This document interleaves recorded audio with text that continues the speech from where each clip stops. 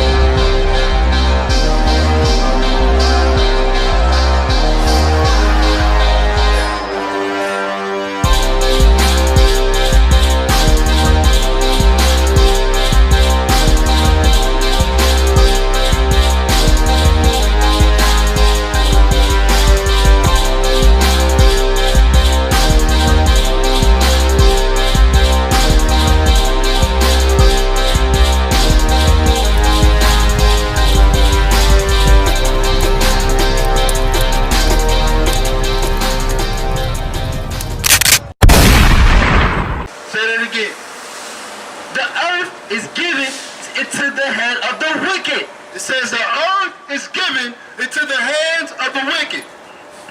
When you think about that, who controls America? Who controls the earth? If it's not the U.S., it's Russia. But guess what? They're all in the same family. They're all the same oppressors. Russia, British, all of them. It's all the same people that's oppressing our people all across America. We've been scattered through the four corners of the earth. And everywhere we go, we get the worst of the land. Right. We get the worst of the jobs. We get the worst of everything. Read that again. The book of Job, chapter 9, verse 24. The earth is given into the hand of the wicked. The earth is given into the hand of the wicked. Why do you think all of America has gay pride money and thinks it's okay? Right. That is the craziest thing I've heard of. We sit here and we celebrate abominations. Right. We eat pork like ain't gonna be no pork left tomorrow.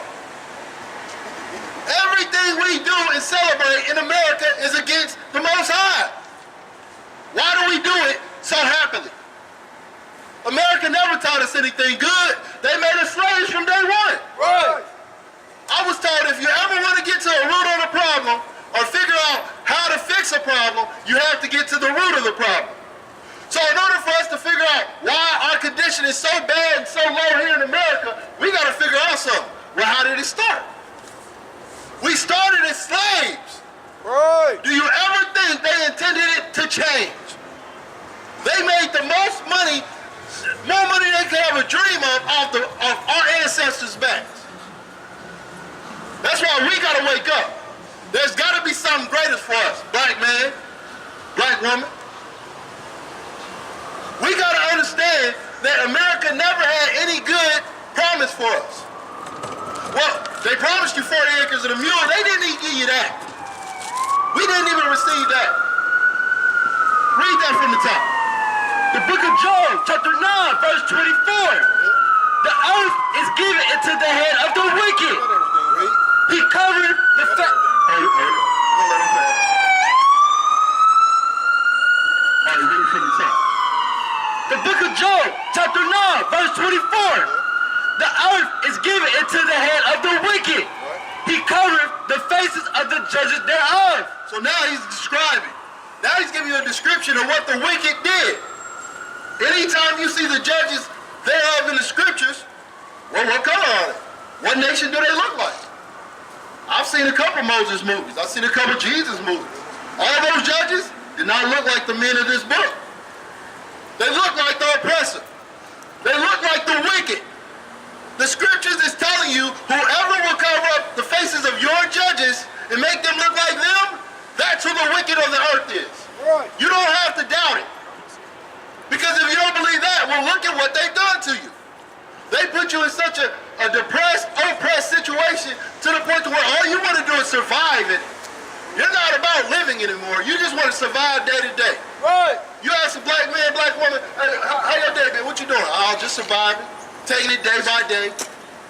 Because that's the spirit we come in America. Because we have nothing else to do. We can't live. Right. So we got to take it day by day. Right. We got to just make it through. Read that from the top. The book of Job, chapter 9, verse 24. The earth is given into the hand of the wicked. He covereth the faces of the judges thereof. He covereth the faces of the judges thereof. Your judges, I got news for you, black man, black woman. The judges of this book look just like you. Right. There's no difference between you and the people of the Bible. Same nation, same blood, same oppression. There's a lot of people, our ancestors in this Bible went through the same things that we go through today. Right. And the fact that we don't know it is only because we don't read our Bible. We don't read our history. And when we do read it, we think we're reading religion. Well, this has never been about religion. The Bible, from Genesis to Revelation and everything in between, has never been about religion. Right. It has always been about our heritage, our history, who we are as a people. So that's what we have to wake up to, black man, black woman. We have to come back to who the Most High called us to be and live. Not just make it through the day to day, but live. Give me Deuteronomy chapter 30. Because the Most High, He has plans for us. Great plans. Things you couldn't even conjure in your mind. But He can't give them to a people who don't obey. Would your daddy give you anything if you just kept messing up in school? Right. Would your parents, if you sit there and bring home straight F's every quarter, would your parents then give you a gift every time you bring home straight F's? I know mine would. So guess what? How much more your God is not going to make sure that you're taken care of if you don't listen to Him? You there? Deuteronomy 19. All right, read that. The book of Deuteronomy, chapter 30, verse 19. I call heaven and earth to record this day against you. He said, I call heaven and earth to record this day against you. Which means I'm making an approval. This is official. There's nothing that's going to be able to change what we just did. Read. That hath set before you life and death. You hear that? Most High said, I have set before you life and death. Meaning, you choose one way, you get life. You get the greatest of the land. You get to be exonerated as the greatest people. People will know it. People will know you're the people of the Most High, the bloodline of Abraham, Isaac, and Jacob. You get life. But He also said, I set death before you. Which means if you disobey, I'm going to give you that death. I'm going to give you these curses. And guess what? Every curse that we read in Deuteronomy 28, we went through, black man. Right. Every curse, which tells you you're not listening. You're not hearkening to your God. That's a problem. And that's a problem us men in the I.S.U.P.K are ready and willing to fix. Right. Read that from the top. Deuteronomy, chapter 30, verse 19. I call heaven and earth to record this day against you, that I have set before you life and death, blessing and cursing. Therefore, choose life. He said, choose life. Don't choose death. Yeah, I put it before you, but it's just like with your parents. All right, you better not get in trouble, or I'm gonna have to whoop you. But they don't want to whoop you. They don't want you to get in trouble. That's why they put the fear of doing this in you. Not so you'll do it and get in trouble, so you won't do it. Read that again. Deuteronomy chapter 30, verse 19. I call heaven and earth to record this day against you, that I have set before you life and death, blessing and curse. Blessings and curses. See, that's what we don't understand, because the only thing we think we felt of it is the curses. Our generation, we only see the curses. He told us we had single-parent homes. We had diseases not mentioned in the book, high blood pressure, heart attacks, all that, STDs. We get all that. But there's a reason why. It's not by accident. Right. It's not like the Most High forgot about us. What he's saying is, you chose it. He said it before you right here. And you chose to go that way. How did you choose it? You disobeyed. Read. Therefore, choose life, that both thou and thy seed may live. Both thou and thy seed. Meaning you, your kids after you, your grandkids, your great-grandkids, your great-great-grandkids, all the way down. Is that, that's 19? Read 20. Deuteronomy chapter 30, verse 20. That thou mayest love the Lord thy God. Yeah, that thou mayest love the Most High, our power. That's all he said he wanted. If you love your parents, you listen to them. You respect them. And that's what we have to do as a people. We love our power. We love our God. We respect them. We listen to them. We obey them. It's not that hard to love them. Read. And that thou mayest obey his voice. Right. And that thou mayest cleave unto him. Cleave unto him. Not cleave unto the American dollar. Not cleave unto fame and fortune. Not cleave unto Instagram. Right. Cleave unto our power. Right. That's what we have to do. And guess what? In cleaving to our power, that's going to bring us together, black man, black woman. That's going to make us more empowered for each other. And we'll fight this battle together. Right. That's what this is all about. This ain't about who can get the most Instagram likes or Facebook friends or whatever other crap that is they got going on. Everything about America is making you individual. Making you individualized, which means now instead of loving my brother, my sister, and all that, now I'm thinking about what can I do for me? Not what can I do for the next man, the next woman that may be going through the same struggle as me, but what can I do for me? That's where we fall off at. Because guess what? Every other nation still does for themselves. Right. They fight for each other. Right. Look, hey, I may be wrong, but I have not yet seen the video where the Chinese man puts his hands up and gets shot by the cops and nothing happens. Right. I have not seen that video where the Arab walk into the store and then the cops harass him. I haven't seen these videos. And I see them with us week in, week out. I don't see the videos or the stories where their daughters and their young ladies is getting kidnapped and taken for sex rings and sex trafficking. But I do see ours, and ain't nothing been done about it. Right. And that's because we're not sticking together to fight the fight. We're fighting America's fight, not our fight. Remember, I told us, America has never been for us. They never will be for us. But we can always be for each other. Right. And that's the fight we got to fight.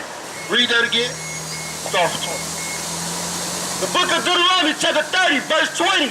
That thou mayest love the Lord thy God, and that thou mayest obey his voice, and that thou mayest cleave unto him. For he is thy life in the length of thy days, that thou mayest dwell in the land which the Lord swore unto thy fathers, to Abraham, to Isaac, and to Jacob, to give them. Right. That was the whole purpose from the beginning. We cleave unto him, we get the greatest land ever. He promised us a land that flow with milk and honey. That was the whole point of that. That's where the kingdom of heaven will be set up at. Right. That's for us. But we'll never get it being disobedient children. We will never see anything of any pleasure being disobedient children. Right. Now, how do we obey him? What are we obeying? Go up to verse 16. Because it says to love him, to cleave to him. Well, now we got to know how to do it. The Most High tells us. Read. The book of Deuteronomy, chapter 30, verse 16. And that I command thee this day to love the Lord thy God, to walk in his ways. To love the Lord, to walk in his ways. So now, how do we do that? Read. And to keep his commandments. Read that again. And to keep his commandments. Hold on, listen to America. And to keep his commandments. Get the most Instagram likes. And to keep his commandments. To keep his commandments. That's how we're going to get out of this. We're going to obey the law that the Most High put down from the beginning, from the foundation. That's how we get out of this. That's why, give me Proverbs 7:2. You got to understand, there's a difference between what America teaches us and what the Most High is teaching us. Right. So what we got to understand is, of course, we're not just going to go out and rape, rob, and kill and do all that. No, that's for the other nations. We don't do that. But we will obey what the Most High tells us to do. We will keep his feast days. You won't see us doing any type of Halloween, Christmas. We won't be doing that. But we will keep the Passover. Right. Most High in Christ. We will wear our fringes. We will wear our garment. That's me, and we'll grow out our beards. We'll do that because the Most High commanded us to do it. Right. He didn't ask, he commanded. And his humble brothers of the Most High, hey, whatever he asks, we will do. Right. Most High in Christ. Proverbs 7 and 2. Come.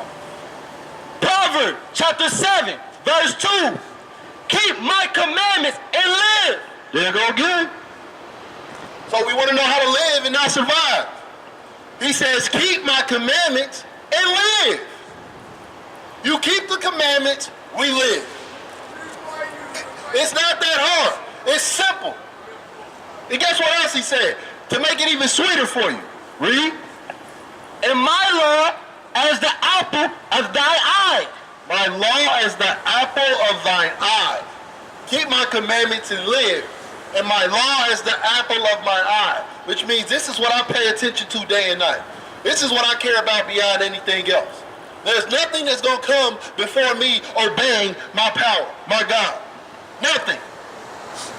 I can lose whatever little bit I got in America, I can lose it right now. I'll still have his law. I'll still have my God. I'll still be obedient. No matter how good or easy it is to do it, that's what I will do.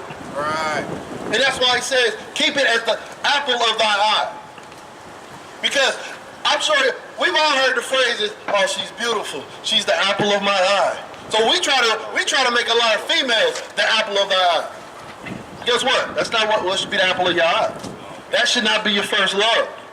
Your first love should be your God, or whatever he commands you to do. Right. That's man and woman. If you're a black, Hispanic, and Native American, your first love should be your God and his law and whatever instructions he gives you. Right.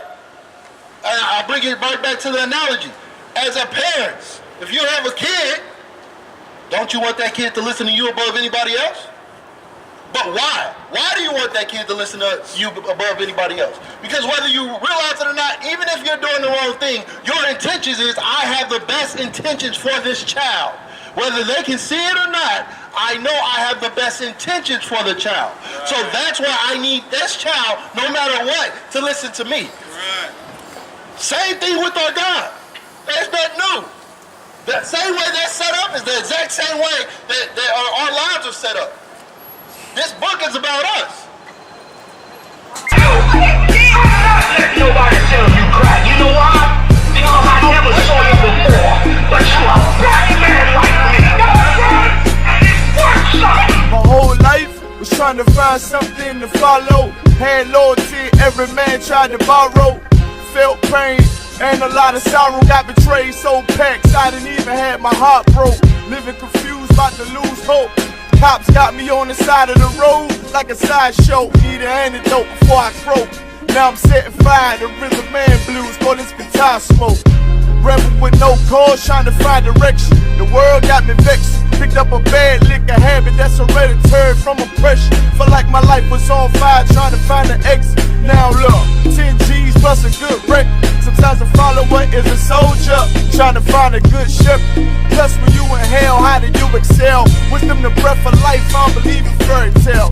Listen well to what I tell. No calling can cause pain, something that a rebel knows very well. Can't you tell I was sent from the Lord?